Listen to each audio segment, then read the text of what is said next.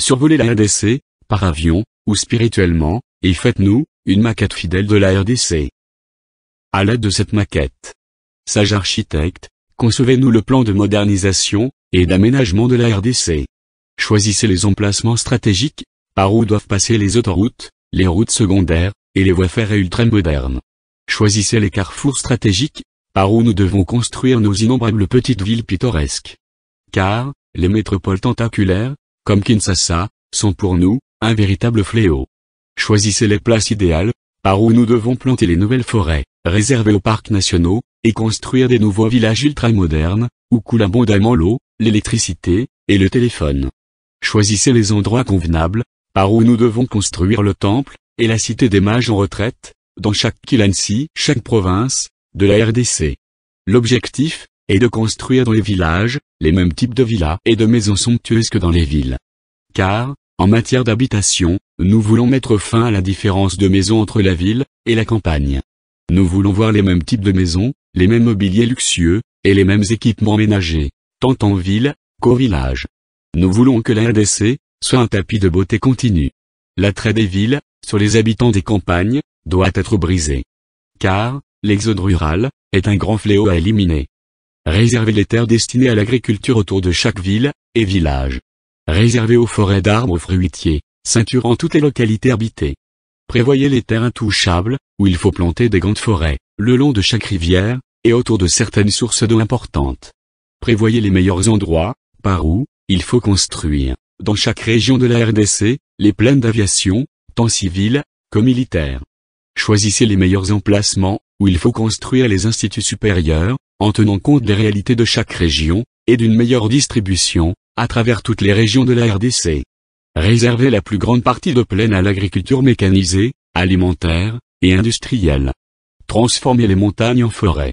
Architectes, voyants, et intuitifs, associez-vous, et déterminez les sites touristiques à aménager, les emplacements où il faut construire les mazimba, les temples de retraite, pour les vacances de prière fervente, les lieux, où il faut construire des somptueuses villas de campagne, pour des personnes en état de convalescence, ou désirant un repos complet. Déterminez les grandes forêts intouchables, réservées aux Elima, aux Simbibiansi. Choisissez l'emplacement idéal, où il faut implanter les usines polluantes, loin de la cité des hommes. L'idéal pour nous, est la construction de plusieurs petites villes pittoresques, disséminées à travers toutes les régions de la RDC. Des villes dont la population se situe entre 9 000 et 30 000 habitants. Des villes, qui favorisent les étroites relations humaines, et assurant des déplacements faciles. Nous voulons des villes à population optimale, jouissant d'espaces suffisants, pour que les maisons soient confortablement installées, et que les services soient bien situés, et d'accès facile. Connaissant l'effet que l'environnement d'une ville, exerce sur le psychisme humain, nous préconisons de laisser, entre les différents quartiers d'une même ville, des zones de verdure, réservées à la végétation, aux arbres, aux jardins de fleurs, de sorte que les habitants de nos villes, ne perdent pas le contact avec le milieu naturel. Nous voulons des villes, où rayonne la splendeur d'architecture, et la qualité de construction, où les édifices s'harmonisent merveilleusement les uns des autres, et où les zones commerciales, et résidentielles ne sont pas du tout surpeuplées. Nous voulons des résidences, et des places commerciales, situées de manière à bien s'intégrer les unes des autres. Qu'on prévoie l'espacement adéquat entre elles, laissant place à des jardins luxuriants, à des larges avenues bordées d'arbres, à des parcs à fontaines étincelantes, et à des sculptures artistiquement conçues, qui ajoutent à l'ensemble, un aspect hautement esthétique. Écoles, musées, bibliothèques, gymnases, et salles de théâtre, offriront des passionnantes activités éducatives, récréatives, et culturelles. Situer toutes ces villes, et tous ces villages modernes, à 1 kilomètre, ou 2, de l'axe des autoroutes, et des chemins de fer ultramodernes, des trains de grande vitesse, des TGV. Nous voulons des villes à taille réduite, où les systèmes de transport complexes n'existent pas.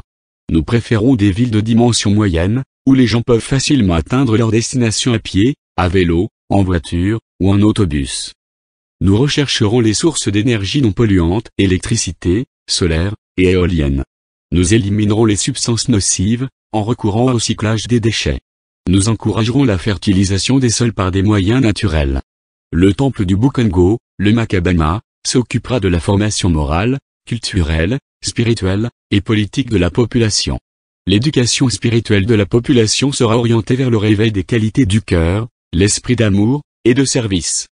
Tout sera fait pour développer en chacun de nous, la science, l'ancêtre Mpanzu, la conscience, l'ancêtre Nsaku, et la volonté politique, l'ancêtre Nzinga.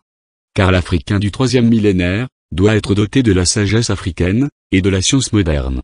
La nouvelle RDC moderne, aura besoin d'une nouvelle métropole ultramoderne, située plus au moins, au centre géographique de la RDC. Cette nouvelle métropole s'appellera, Lodja. Peuple congolais, qui dit modernisation d'un pays, dit politique des grands travaux. Ainsi, levons-nous, et détruisons les bidonvilles, et toutes les villes immenses, surpeuplées, et privées de beauté naturelle d'un environnement champêtre. Levons-nous, en grands bâtisseurs, et construisons la ville type, le village type, qui servira de modèle, qui sera imité, et adapté aux conditions spécifiques de chaque milieu, de chaque localité, de chaque province de la République fédérale du Congo, de l'Union de Ntimansi. Igeta. Ibobo, Ibobo. Congo Dito 579, écrit par Fumu Mwenda Tsemi, Nlongia Congo, le grand maître de la sagesse Congo. Le président national du parti politique Bundu Diamayala. Député national de la RDC. Fait à Kinshasa, le 25 mars 2009.